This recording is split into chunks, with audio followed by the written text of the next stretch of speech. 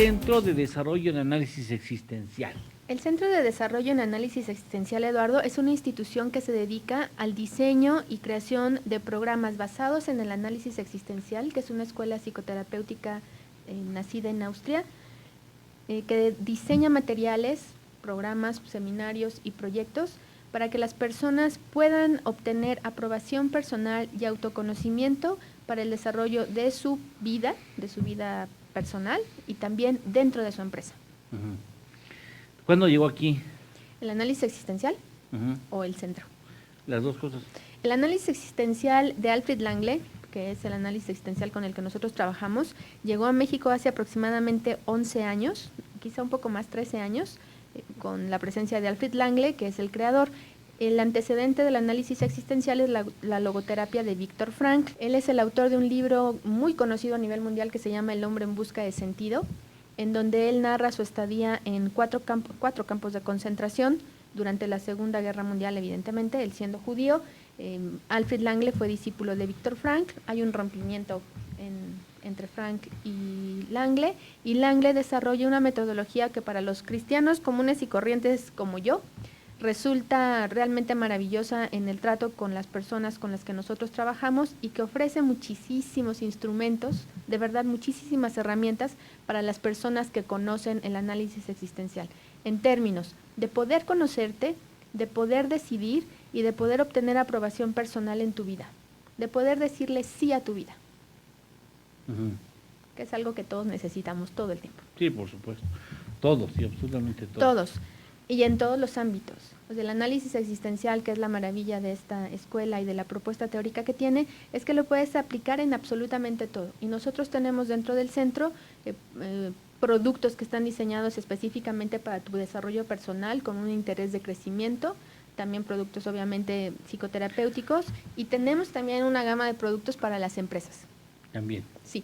Tú nos vas a dar un poco más adelante algunos tips para empresas, ¿no? Algunos tips para decidir, sí.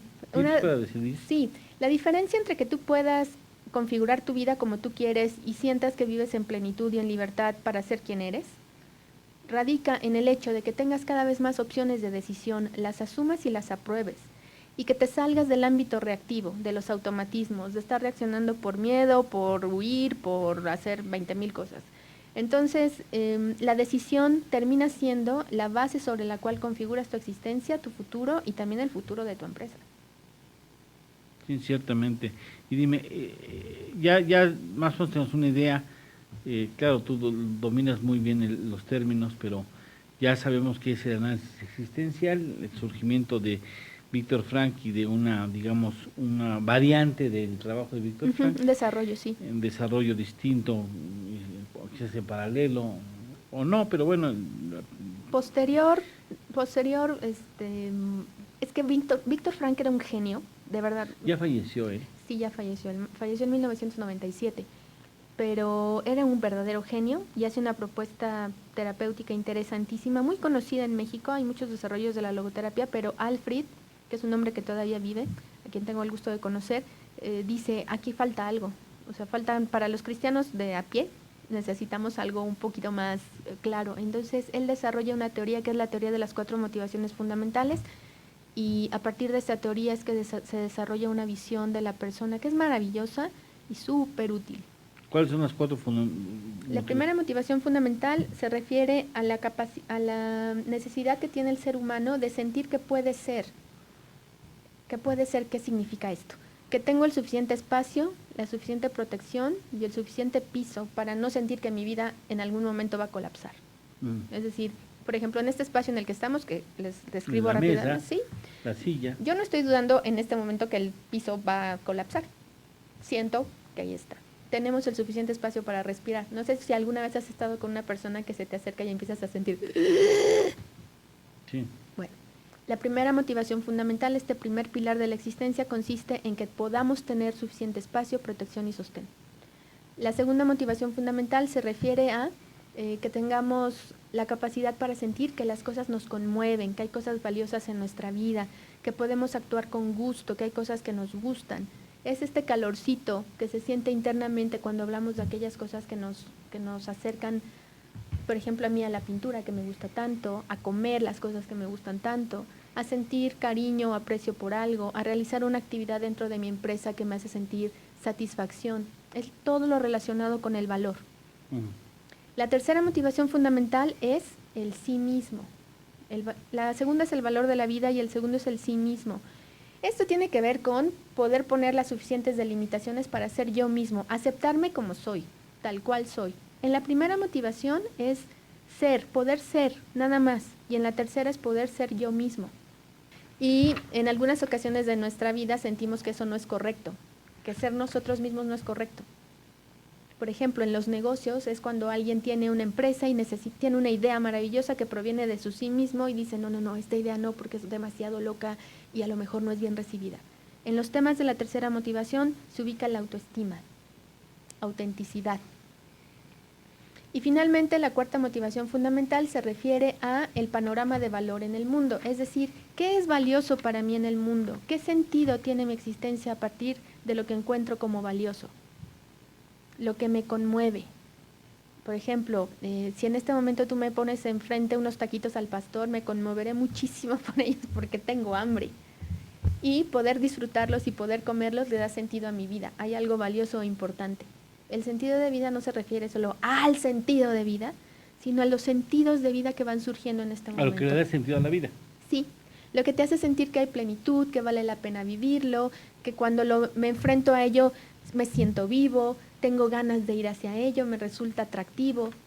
¿Eso cómo se ubica con el empresario? Me encanta esa pregunta. Imagínate que una de las cosas que nosotros hemos ido detectando a partir del trabajo que realizamos es que muchos empresarios creen que pueden ser empresarios sin conocerse. Y entonces omiten una de las partes fundamentales, que es saber cómo es que específicamente ellos reaccionan a las cosas. Muchos empresarios creen que están decidiendo cuando en realidad están reaccionando. Y están tan acostumbrados a reaccionar. Bueno, perdóname que te interrumpa. Sí. Es una diferencia importante, debo suponer, entre el reaccionar y el decidir. Sí, la reacción corresponde con algo automático. Si en este momento yo te aviento algo, vas a reaccionar para protegerte. La reacción es una parte de lo psíquico y tiene el objetivo de protegerte. ¿Sí? La reacción no es necesariamente racional. No. Es reactiva, es instintiva, por Sí, es automático. Sí. Si cuando alguien te avienta algo, cierras los ojos, haces algo. Ya hay 4 formas fundamentales de la reacción. Lo que pasa es que cuando nosotros estamos acostumbrados, porque hay muchas personas que tienen un antecedente totalmente reactivo, es decir, todo el tiempo se reacciona, no se dan cuenta que están reaccionando y no decidiendo. La decisión tiene un componente personal. Cuando yo decido, me puedo poner atrás de mi decisión y decir, sí, yo fui la que hizo esto, la que decidió esto. En la reacción luego dices, chin, yo no debí de haber hecho esto. Hay una sensación de, ay, como que no fue lo mejor. La reacción es válida cuando hay un peligro real. Lo que pasa es que cuando no tienes tiempo de pensar, a lo mejor lo ubicas como un peligro real. O sea, no sabes si es un peligro real, simplemente reaccionas. Exactamente. Y después te das cuenta que no era para tanto, como decimos en México, y entonces a lo mejor te avergüenzas de haber tenido una reacción que no se justificaba. Sí, y el asunto es que aquí no logras aprobación personal. Una de las cosas más maravillosas de poder decidir es que puedes decir, a lo mejor la consecuencia de mi decisión no era exactamente lo que yo quería, pero yo decidí esto, yo estoy atrás de mi decisión. Entonces puedo aprender, puedo cambiar, puedo proponer, puedo hacer unas cosas. Es decir, la experiencia de reaccionar y de decidir dentro de los negocios cambia totalmente, por ejemplo, la capacidad de frustración que un empresario puede tener a no obtener los resultados que está buscando.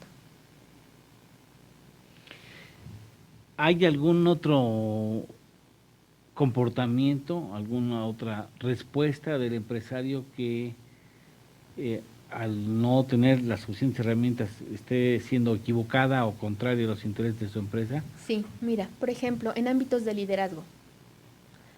Los rasgos de la personalidad determinan en gran medida cómo nos vinculamos con otras personas, cómo miramos el mundo, desde dónde se mira, cómo nos relacionamos con él y cómo nos relacionamos con nosotros mismos.